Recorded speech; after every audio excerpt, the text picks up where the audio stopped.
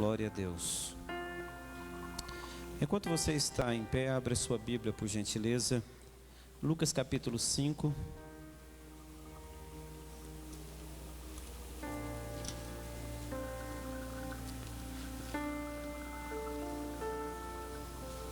Lucas capítulo 5.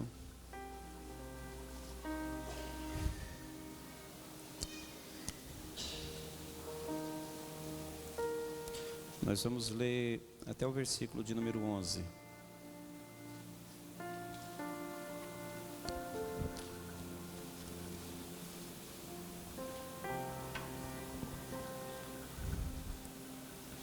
Diz assim a palavra de Deus: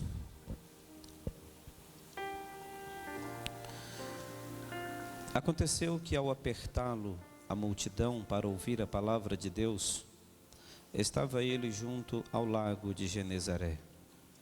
E viu 2 barcos junto à praia do lago, mas os pescadores, havendo desembarcado, lavavam as redes. Entrando em um dos barcos, que era o de Simão, pediu-lhe que o afastasse um pouco da praia, e assentando-se ensinava do barco as multidões. Quando acabou de falar, disse a Simão: Faze-te ao largo, e lançai as vossas redes para pescar. Respondeu-lhe Simão: Mestre, havendo trabalhado toda a noite, nada apanhamos, mas sob a tua palavra lançarei as redes. Isto fazendo, apanharam grandes quantidade de peixes, e rompiam-se-lhes as redes. Então fizeram sinais aos companheiros do outro barco, para que fossem ajudá-los, e foram e encheram ambos os barcos, a ponto de quase irem a pique. Vendo isto, Simão Pedro prostrou-se aos pés de Jesus, dizendo: Mestre, retira-te de mim, porque sou pecador. Pois à vista da pesca que fizeram, a admiração se apoderou dele e de todos os seus companheiros, bem como de Tiago e João, filho de Zebedeu, que eram seus sócios. Disse Jesus a Simão: Não temais, doravante sereis pescador de homens. E arrastando eles os barcos sobre a praia, deixaram tudo e o seguiram. Pode sentar, por gentileza.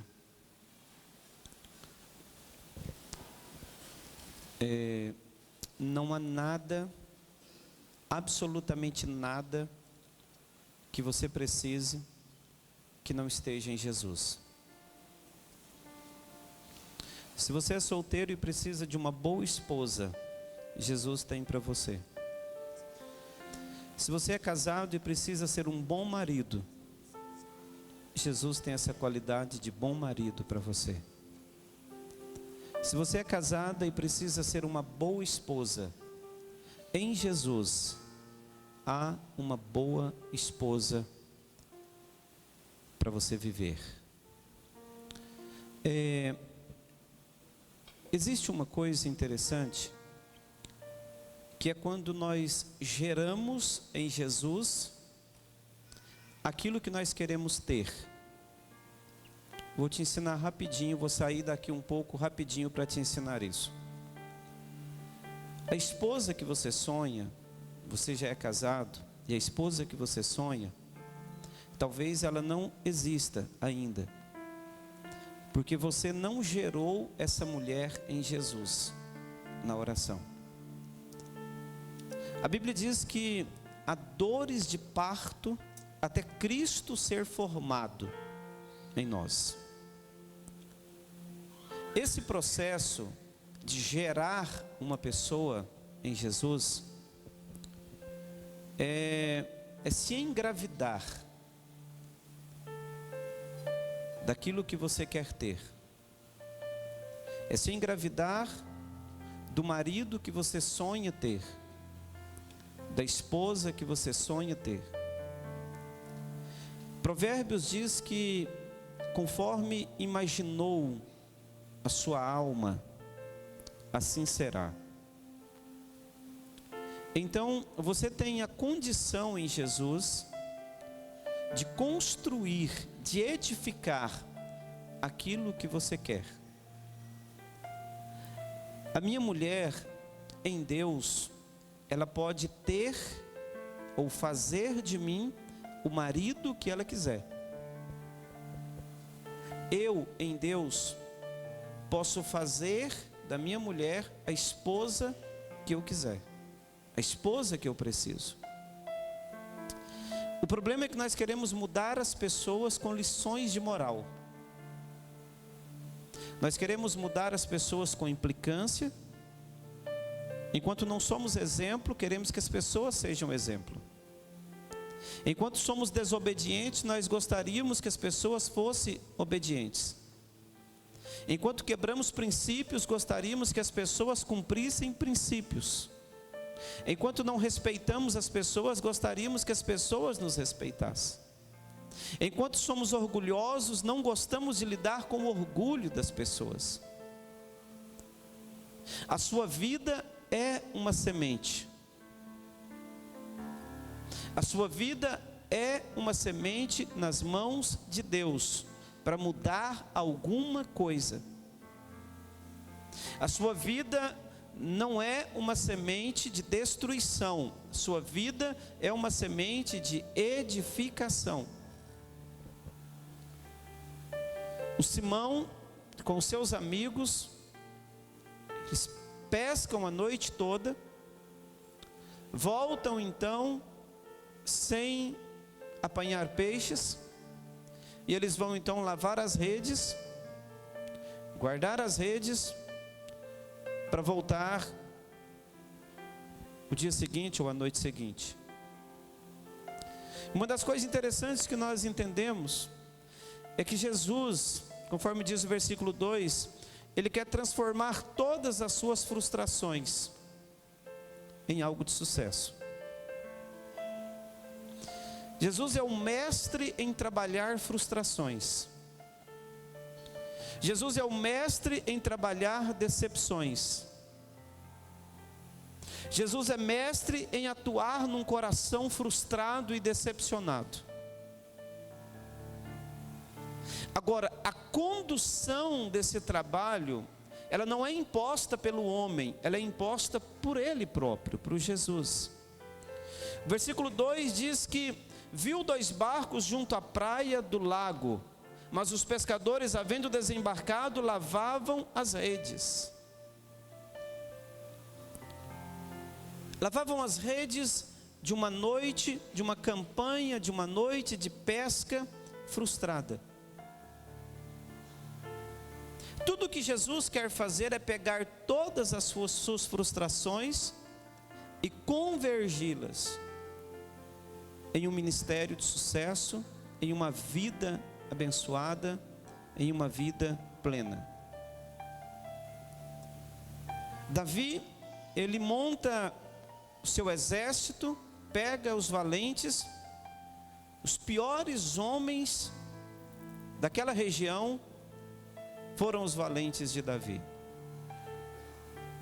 Ele pega 400 homens, parece. Daqueles homens ficam 30 de excelência, e dentro dos 30 ficam 3 que eram acima da média. E havia um deles que, após um dia de batalha, ele havia batalhado tanto, diz a Bíblia, que a espada tinha pregado em sua mão. Tanto que aquele homem era valente.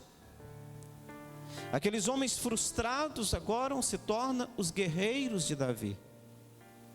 Esses homens cansados agora, Jesus aparece, vê eles lavando as redes. E Jesus faz um desafio a eles: sair do porto. Sair do porto significa sair do lugar que nós cultivamos a nossa amargura. A frustração de não ter pegado peixes, a frustração talvez de não ganhar dinheiro naquele dia, a frustração talvez da zombaria, da zoação dos colegas, agora traz um desafio. Jesus entra no barco deles, conforme diz o versículo de número 3, entrando em um dos barcos, que era o de Simão, pediu-lhe que o afastasse um pouco da praia. Ou seja, vamos sair daqui, eu preciso usar o seu barco. Aquele barco, aquele dia, era o atestado do fracasso na pescaria, e agora Jesus precisa dele. É interessante como o Senhor, Ele tem prazer em trabalhar naquilo que não deu certo.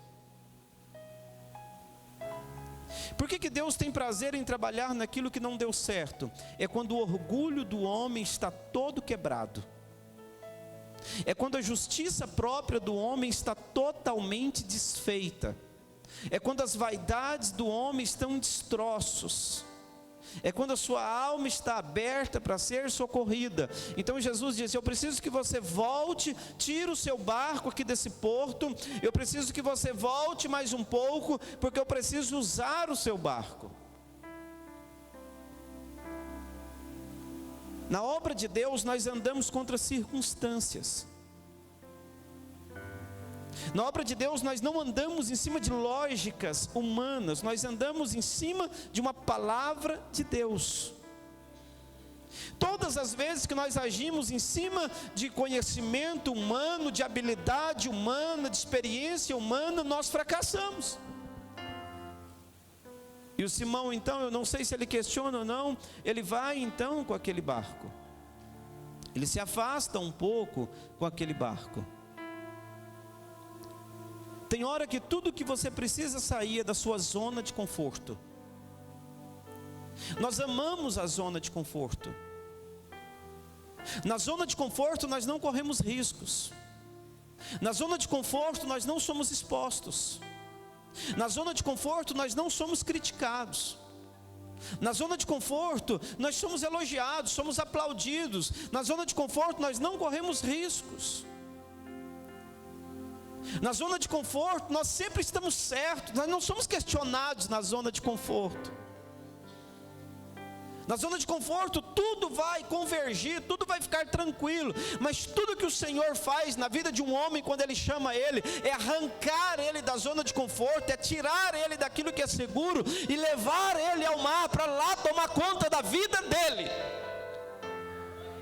Às vezes nós dizemos que amamos, que servimos, que queremos Jesus, mas nós não arriscamos absolutamente nada por amor a Ele. Tudo nós fazemos dentro de uma segurança.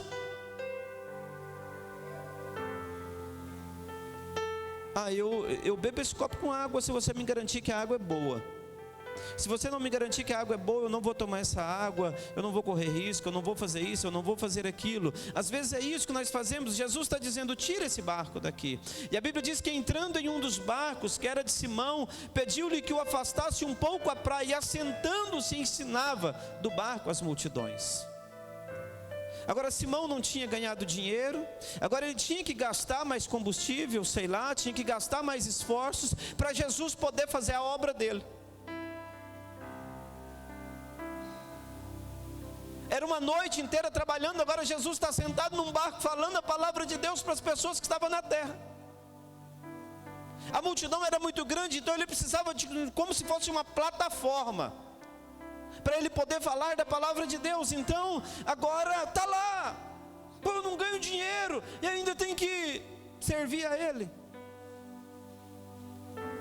Eu quero te dizer uma coisa que esse texto deixa claro: Deus não fica devendo nada para ninguém. Deus não fica devendo 100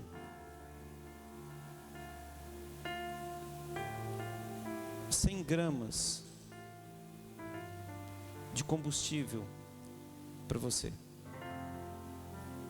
Deus não fica devendo o desgaste do pneu do seu carro para a obra dele.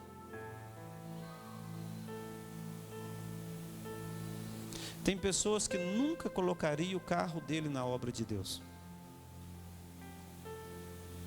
Nunca colocaria. Tem pessoas que nunca sujaria o carro dele na obra de Deus.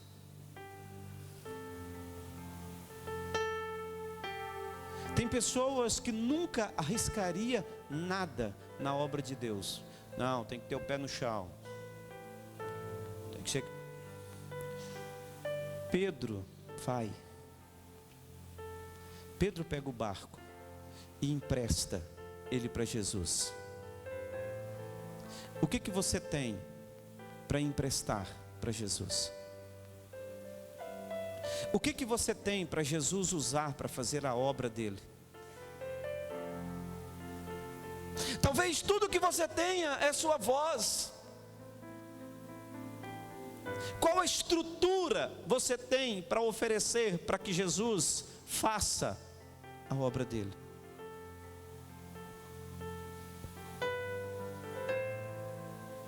Qual a estrutura você tem? Alguma coisa você tem para que Jesus usar. Alguma coisa é sua para que Ele possa dizer para você: vamos lá. Ah, mas a minha empresa não está bem porque eu estou em crise financeira. O senhor não está vendo, Jesus? O que aconteceu essa noite? Não vá. Ele não vai ficar te devendo. Ele não vai ficar te devendo. O barco que Jesus quer entrar nele tem que sair do porto. O homem que Jesus vai usar tem que sair do porto. A mulher que Jesus vai usar tem que sair do porto. O jovem que Jesus vai usar tem que sair do porto.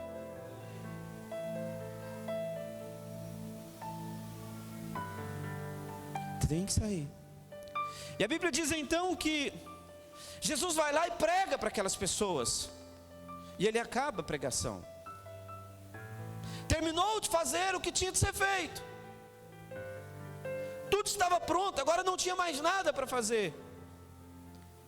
Jesus disse: Simão. Talvez Simão tenha pensado: esse cara vai mandar eu ir mais adiante ainda. Estou cansado. Passei a noite sem dormir. Olha quanto eu sofro. Murmurando, reclamando o tempo todo, criando caso o tempo todo. E ele disse: Simão, vai mais para frente.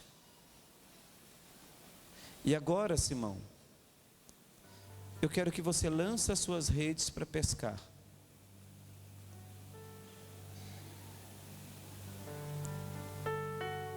Você me emprestou seu barco, agora você vai pescar.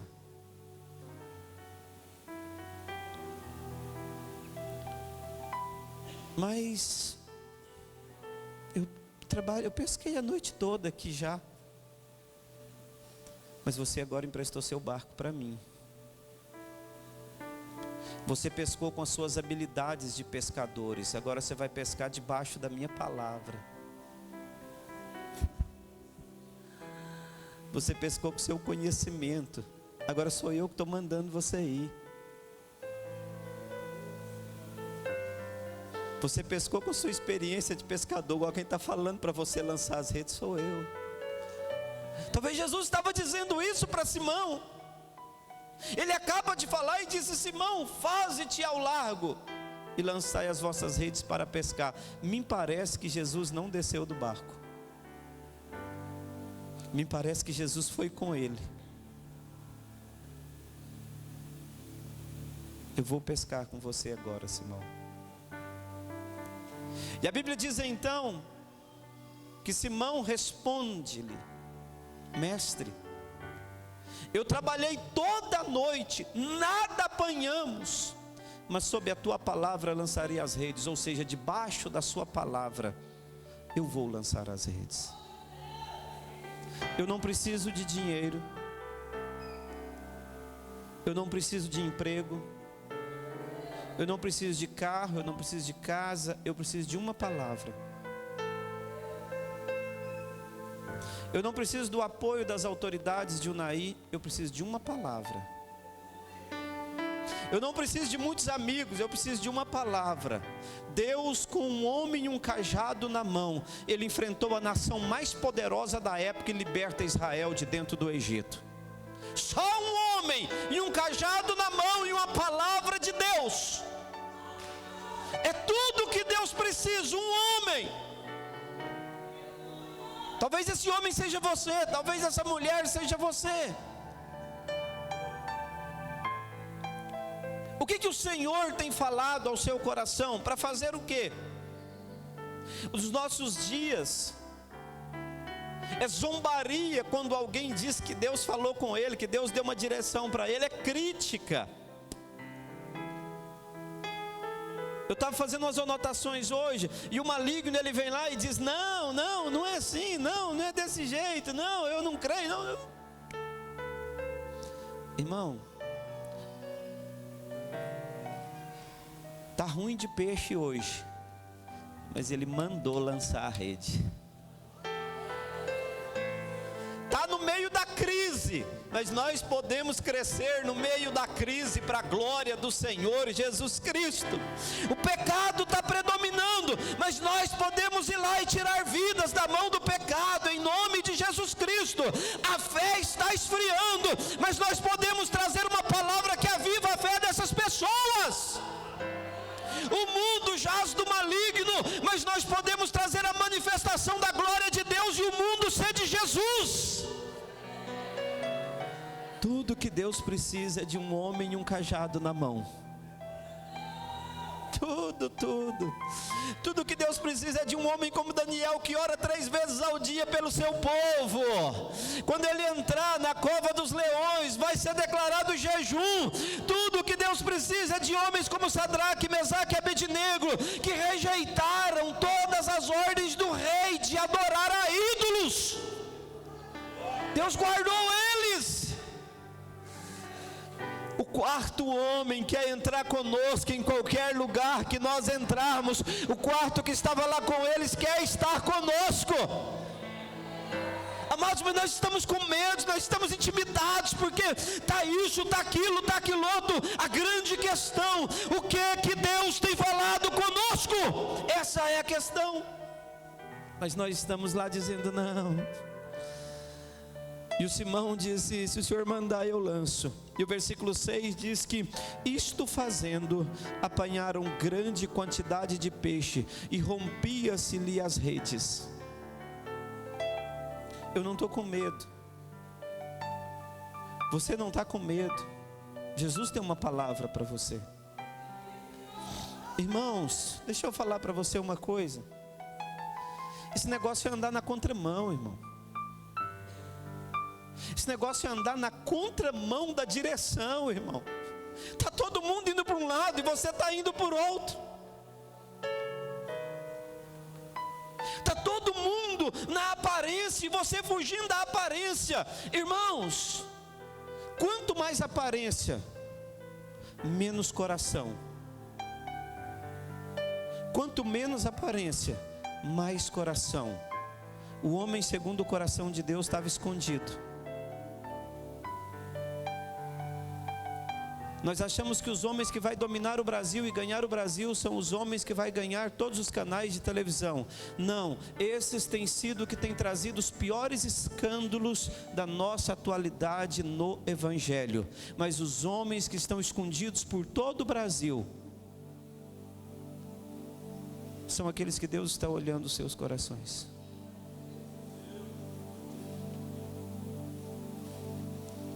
São aqueles que Deus está olhando os seus corações. E eles lançam a rede. Jesus deu uma direção.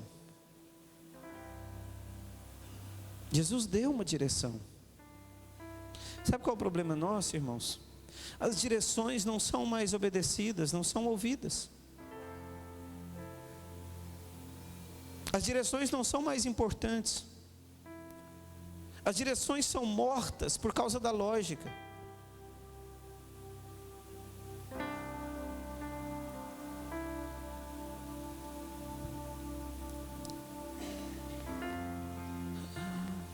As direções, nós estamos matando elas.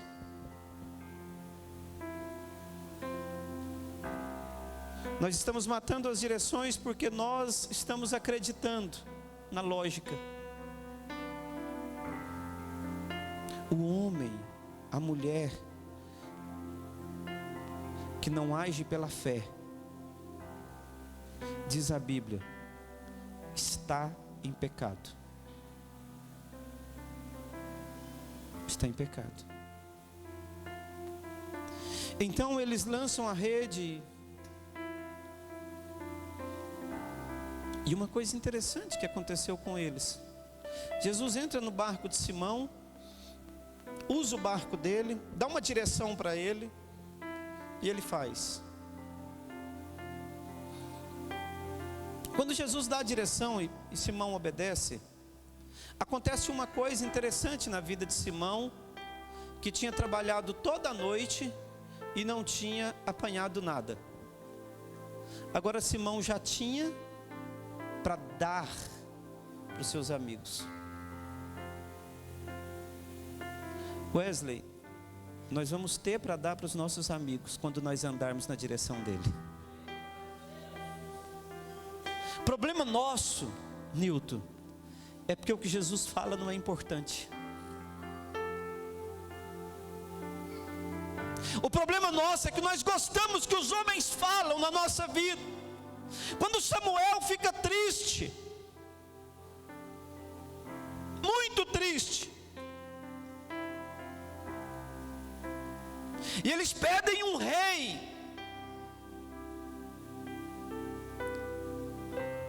e ele disse: não está certo isso, Senhor. Aí Deus disse para ele: eles não estão rejeitando você, não. Eles estão rejeitando a mim. Eu vou dar para eles um rei. E deu Saul para eles. Quantas das vezes nós elegemos um Saul para dominar nossa vida financeira, nossa saúde, nosso ministério, nossa família? Deixamos de ouvir o Senhor para ouvir Saul.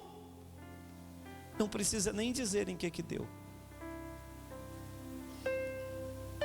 Não precisa nem dizer o que deu, porque nós estamos com medo de dizer a palavra. Então agora, esses homens, eles fazem sinais aos seus companheiros do outro barco, para que fossem ajudá-los. E a Bíblia diz que foram e encheram ambos os barcos, a ponto de quase irem a pique. Irmãos, isso é incrível. Isso é lindo demais. Quem obedece e não tem nada, vai ter para repartir. É isso que está dizendo aí. Eu não tenho nada, mas eu obedeço. Eu vou ter para dar para todo mundo. Eu vou chamar os meus amigos e vou repartir com eles. Aqui não precisa de eu ter medo, não. Aqui não é teologia da prosperidade, não. Aqui é a palavra nua e crua. Aqui não é invenção de prosperidade, não. Aqui é realidade. Agora por quê? Um homem entende a palavra de Deus. Um homem resolve obedecer a Jesus. Um homem resolve obedecer uma direção dada por Jesus. Aleluia. Esse negócio é gostoso demais, irmãos. Estava escrevendo esse negócio aqui hoje, pensando: meu Deus, mas que coisa mais incrível isso, mais linda esse negócio aqui. Agora acontece o melhor. O versículo 8 está a cereja do bolo disso aqui.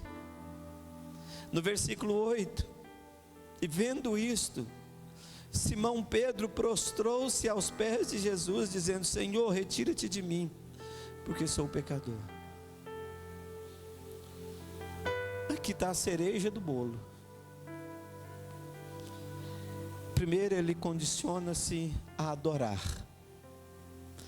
Segundo, ele admitia que ele não estava com nada.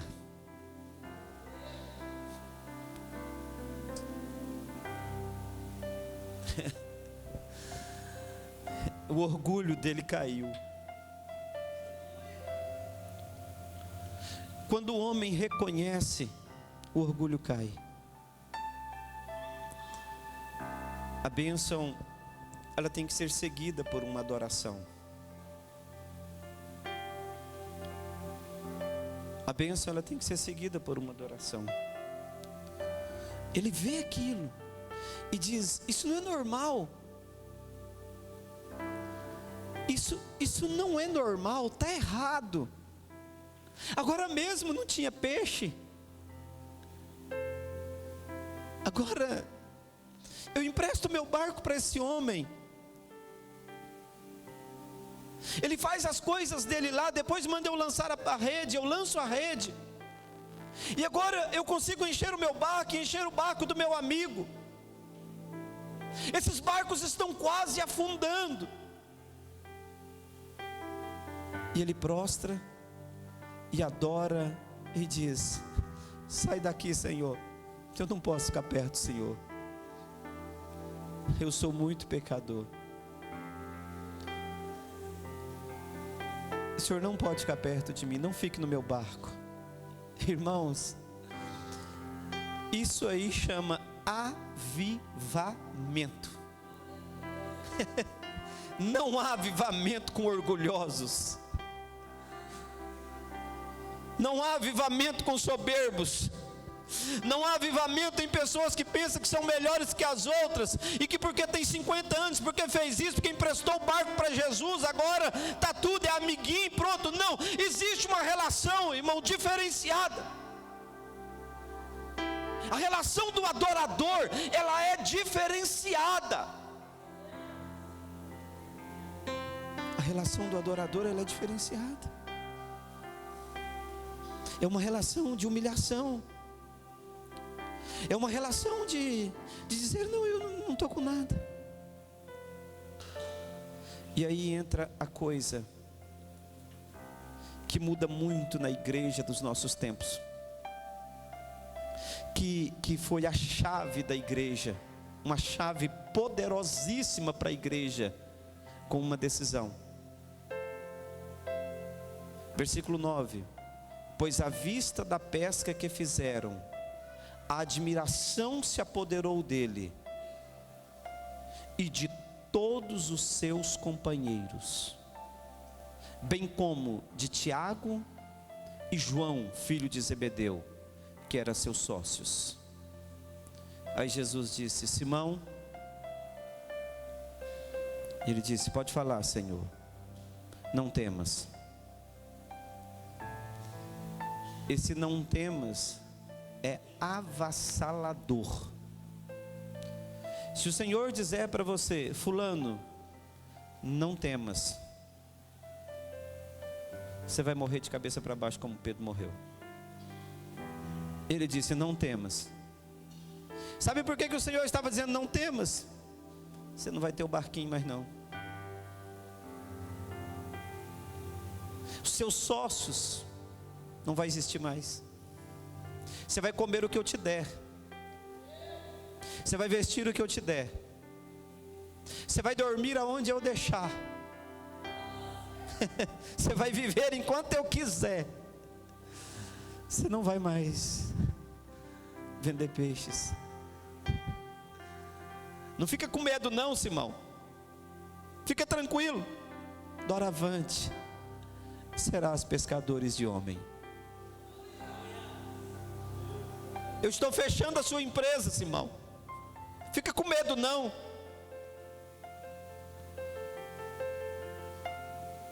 Você não vai ter negócios mais não, Simão. Acabou seus negócios.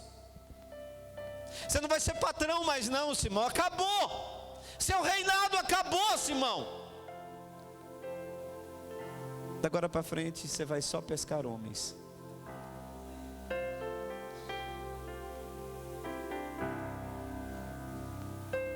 Quando Deus chama Eliseu, Eliseu tinha 12 juntas, né? 12, né? É 12? Eu sempre confiro, porque eu sempre tenho na minha cabeça 8, mas é 12. Eliseu tinha 12 juntas de boi, ele tinha 24 bois. E ele tinha uma tralha. Ele mata os bois. Ele mata 24 bois. E ele pega o carro e a tralha e quebra tudo no machado. E faz lenha. E faz um churrasco. O dia que Deus te chamar, você tem que matar os bois. O dia que Deus te chamar, você tem que largar o barco para trás. Acabou.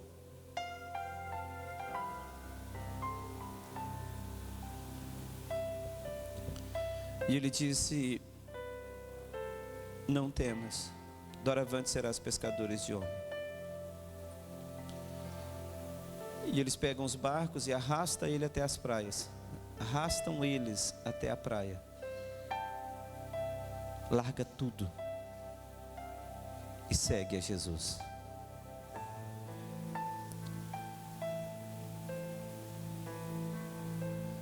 Larga tudo.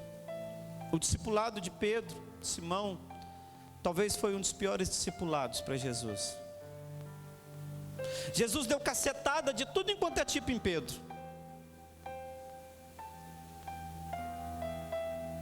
Chegou a parafrasear uma vez chamando ele de demônio, de Satanás. Para trás de mim, Satanás. Pedro era o mais para frente. No discipulado, Pedro apanhou de tudo enquanto é jeito que vocês podem imaginar. Mas ele sempre estava lá. Ele sempre estava lá. A história diz que quando ele foi acusado para ser morto como mártir, eles iriam crucificar ele. Ele disse: não, eu não posso ser crucificado de cabeça para cima, não. Eu preciso ser crucificado de cabeça para baixo, porque eu não posso ser crucificado igual o meu mestre foi. Eu não sou digno disso. Então faça favor, me crucifique de cabeça para baixo.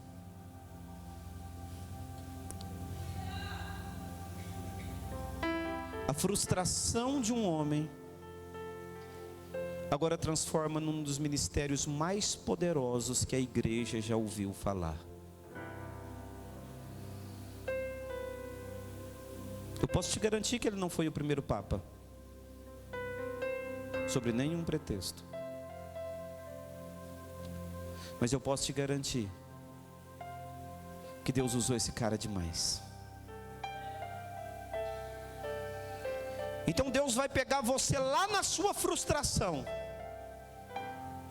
lá na sua decepção, e vai começar a trabalhar você, e vai forjar em você um caráter segundo a vontade de Deus, e vai estabelecer níveis de obediência em você, e níveis de entendimento, e depois vai te encher do Espírito Santo, e você vai fazer toda a diferença. Há homens e mulheres que quando eles falam da obra de Deus, os olhos deles brilham. Há homens e mulheres que quando eles falam da obra de Deus, eles falam como se eles fossem donos da obra de Deus. Pastor Fábio me contou uma história. Num congresso em Juazeiro do Norte, pastor Jonathan, o Davi conhece, é o cara. 80 e poucos anos, né? E ele estava sentado numa cadeira, e um outro pastor de 80 e poucos anos também sentado na cadeira do lado dele. E o Fábio sentado atrás. E o outro senhor falou para o pastor Jonathan: Jonathan, há 45 anos eu falei para você vir para o sertão, e você não veio para o sertão. E o pastor Jonathan é uma das principais referências no Nordeste brasileiro hoje. Sabe o que o Jonathan disse para ele? Com tudo que ele é, eu não sabia que precisava tanto, por isso que eu não vim. Ele poderia ter elencado todas as obras que ele já fez, todos os missionários que ele sustenta, tudo que ele faz. Ele disse: eu não sabia que era assim, por isso que eu não vim. Você precisa chegar no final da sua vida, não vomitando tudo que você fez, mas implorando pela misericórdia e a graça de Deus na sua vida. Eu vou terminar por aqui. Empreste o seu barco para ele um dia, e se ele entrar, ele vai bagunçar a sua vida, ele vai botar ela de ponta cabeça. Mas se você for para as mãos dele, ele vai te usar tanto, ele vai te usar tanto, que 2000 anos depois as pessoas ainda vão falar de você.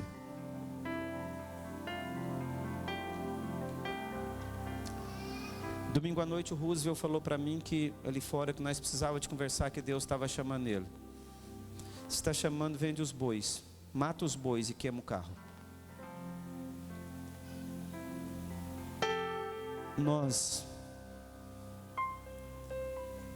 Deus não precisa de muitos, mas Ele precisa de alguns que têm peito para desmascarar o inferno. Nós estamos com uma música que é tema da nossa luta. Essa música está aí no jeito? É um tema da nossa batalha de oração. Eu e os pastores, nós estamos cravados na oração. As pernas doem, a tristeza vem, a angústia vem, a chateação vem, o choro vem. Vem tanta coisa, os demônios vem tanta coisa. Essa semana nós começamos um jejum, não demos conta. Começamos um jejum essa semana, eu venci passando tanto mal segunda-feira, que parece que estava tirando a carne dos meus ossos. Uma dor fina nos ossos, uma coisa fora do comum. Quando deu 9 horas da manhã, eu pensei, eu não dou conta nem de orar. E eu fui clamando pela misericórdia, misericórdia, misericórdia, misericórdia. Aí falei, gente, vamos cancelar o jejum. Nós não damos conta.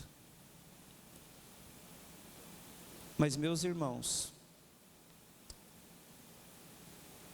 nós vamos ver muitas coisas. Nunca pare de lutar. Essa é a música que nós escolhemos. Deus falou comigo sobre essa música. Feche seus olhos.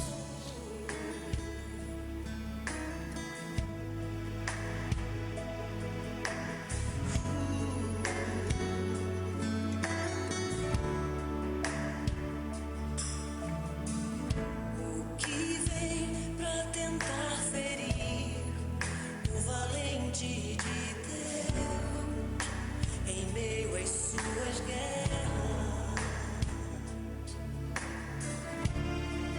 Que ataque é capaz de fazê-lo olhar pra trás e querer desistir?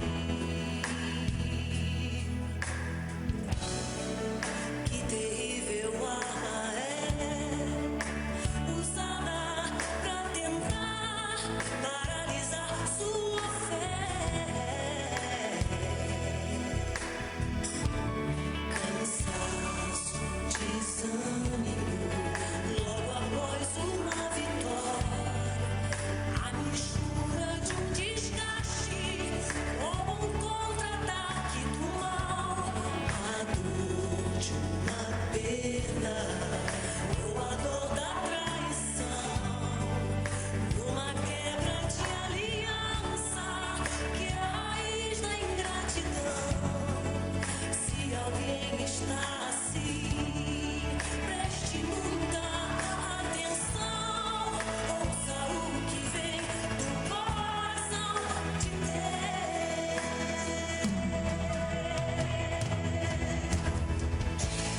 Em tempos de guerra, nunca pare de lutar. Não baixe a guarda, nunca pare de lutar. Em tempos de guerra, nunca pare de adorar. Libera a palavra, profetiza sem parar. O escape, o descanso, a cura, a recompensa vem. Sem demora, o escape, o descanso, a cura, a recompensa vem. Sem demora, o escape, o descanso, a cura, a recompensa vem. Sem demora, o escape, o descanso, a cura, a recompensa vem. Sem demora. Você crê Tá bom, Mateus. que Nós adotamos essa música como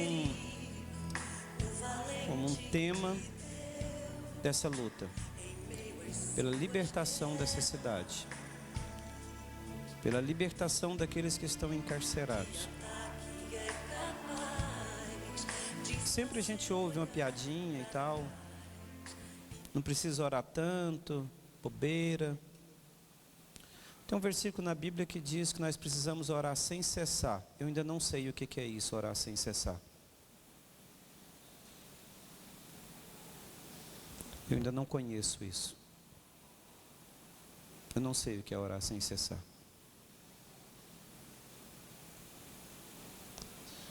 Eu sei que nunca, em todas as histórias de avivamentos, nunca houve avivamentos sem um grupo de pessoas se derramando na presença de Deus. Nunca houve.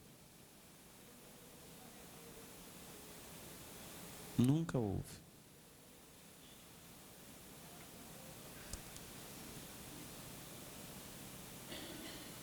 Nunca houve, nunca haverá. Então, é andar na contramão.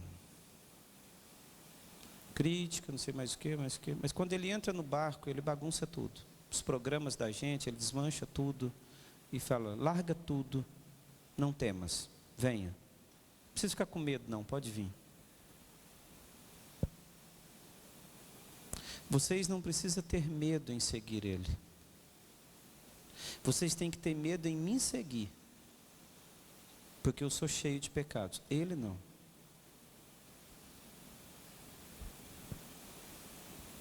Vocês não precisam ter medo em segui-lo. Vocês não precisam negociar isso. O escape, o descanso, a cura e a recompensa virá. Agora, no tempo da guerra, não pare de lutar. Vamos ficar em pé. Vamos orar.